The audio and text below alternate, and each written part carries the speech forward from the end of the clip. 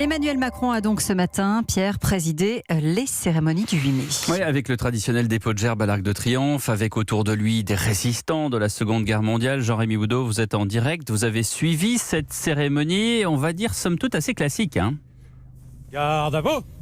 Oui Pierre, cérémonie très codifiée, quasiment au millimètre près la même que les années précédentes. Présentez. Armes. Le chef de l'État en chef des armées, dépôt de gerbes place Clémenceau devant la statue du général de Gaulle, remontée des Champs-Élysées jusqu'à l'Arc de Triomphe avec l'escorte de la garde républicaine. Aux morts. Une cérémonie sertie de temps de recueillement, sonnerie aux morts, minute de silence, ravivage de la flamme, marseillaise à peine perturbée effectivement par la pluie battante dont vous parliez. Emmanuel Macron n'a fait aucun discours, l'Élysée ne voulait pas faire de cette cérémonie un temps politique, alors même que l'Arc de Triomphe fut le théâtre de violents affrontements ces derniers mois en marge des manifestations des Gilets jaunes. L'Arc de Triomphe juste restauré pour l'occasion. Au total, Pierre, 2 heures de cérémonie pour un président soucieux de s'afficher en père de la nation, de reprendre de la hauteur, loin de l'agitation politique, mais dans un quartier sous très haute sécurité.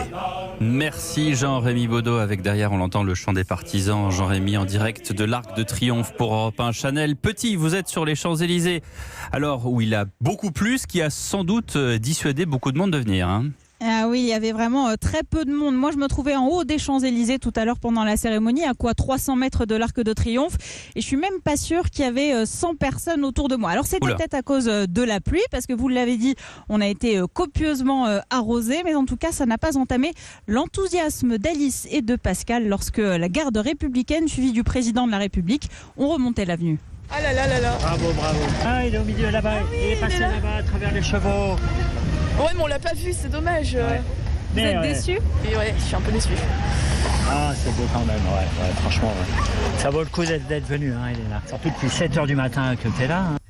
Et malgré ce temps capricieux, il y avait quand même des enfants comme Leïla, 6 ans, très curieuse sur les épaules de son père. On en a parlé à l'école et que c'était intéressant. Comme j'avais pas tout compris, je me suis dit, là-bas, papa il pourra mieux m'expliquer.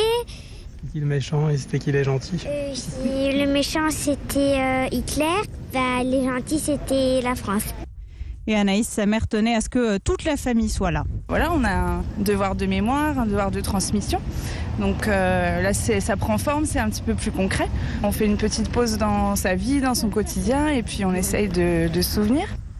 Alors la plupart des familles n'ont même pas attendu la fin de la cérémonie pour partir se mettre au sec. Il y avait les dernières minutes plus de policiers que de passants. Quasiment, il faut dire qu'un important dispositif de sécurité a été déployé ce matin, plus important que les années précédentes.